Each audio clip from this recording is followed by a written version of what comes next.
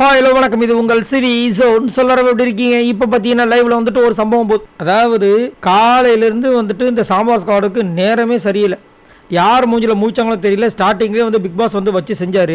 அதுக்கப்புறம் விக்ரம் வச்சு செஞ்சார்.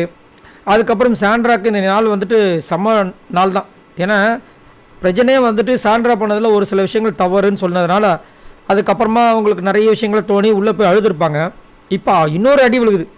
இன்னொன்று மறந்துட்டு பாருங்கள், கனி டப்புன்னு வந்து இவங்க டீமில் இருந்துகிட்டே வந்துட்டு நீங்கள் பண்ணுறது எனக்கு பிடிக்கல, நீங்கள் ரொம்ப மோசமாக நடந்துக்கிறீங்க, நான் அந்த மாதிரிலாம் மோசமாக நடந்துக்க முடியாதுன்னு சொல்லிட்டு ஒரு சீன் போட்டிருப்பாங்க. இப்போ இன்னொரு விஷயம் என்னென்னா, வியானா அந்தர் பெல்ட் அடிக்கிறாங்க சூப்பரில். வியானா எப்படி வந்துட்டு காலையில் வந்து ஃபுல்லாக பேசிட்டே இருந்தாங்க, கனி பண்ணது தப்புன்னு சொல்லிட்டு கனியை பிடிச்சி கலாச்சிட்டு இருந்தாங்க. கொஞ்ச நேரத்துக்கு முன்னாடி கனிக்கிட்ட பேசினாங்க. கனிக்கிட்ட பேசும்போது கனி காலையில் என்ன சொன்னாங்களோ அதே தான் திரும்பவும் சொன்னாங்க. காலையில் கன்வின்ஸ் ஆகாத வியானா இப்போ வந்து அவங்க சொல்கிறதெல்லாம் கன்வின்ஸ் ஆகிடுச்சான். என்னடா இது? அப்போ காலையில் சொல்லும்போது உங்களுக்கு வந்துட்டு ஓகே கரெக்டுன்னு சொல்லியிருக்கணும்ல. ஆனால் காலையில் வந்து பார்த்திங்கன்னா ஃபுல்லாக கனிக்கு ஆப்போசிட்டாக பேசிட்டு இந்த கேங் கூட இருந்துட்டு சாயங்காலம் ஆக ஆக என்ன பண்ணுறாங்க, கனிக்கு வந்து சொம்ப தூக்க ஆரம்பிச்சிட்டாங்க. ஒரு வேளை பயம் வந்துருக்குமோ, ஃபஸ்ட்டு பர்ஃபார்மன்ஸில் தூக்கி நம்மளை போட்டாங்கன்னா என்ன பண்ணுறது, ஜெயிலுக்குலாம் நம்ம போக முடியாது, அந்த மாதிரி நினச்சாங்களான்னு தெரியல. இந்த மாதிரி வந்துட்டு ஒரு விஷயத்த பண்ணோன்னு சாண்ட்ரா செம்ம ஷாக் ஆகிடுங்க. அப்போ அந்த கேள்வி கேட்குறாங்க, என்ன என்ன இப்படி சொல்கிற, அவங்க இப்படி பேசுகிறாங்க அப்படி பேசுகிறாங்க சொல்கிறிய, காலையில் வந்துட்டு நான் கோட்டு போடலைன்றதுக்காக கனி வந்து எங்களை சண்டை போட்டாங்க, அப்போ தான் வந்து எனக்கு ட்ரிகர் ஆகி நான் வந்துட்டு அந்த முடிவு எடுத்தேன்னு சொன்னாங்களே, அது கரெக்டா அப்படிங்கும்போது இல்லை அவங்க சொன்ன காரணங்களை வச்சு பார்க்கும்போது எனக்கு கரெக்டுன்னு தோணுது.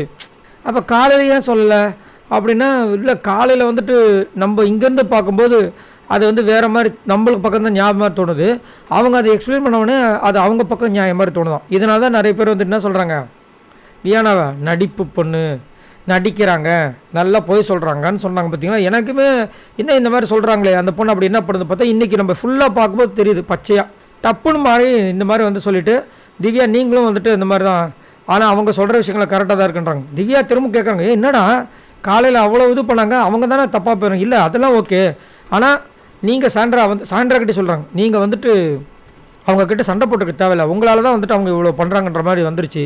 நான் எப்போ சண்டை போட்டேன், என்ன சொன்னாலும் ஆமாம் அதுவும் நீங்கள் அந்த முட்டை கொடுக்கக்கூடாதெல்லாம் சொன்னீங்களே, அது அவங்க தானே சொன்னாங்கன்னு.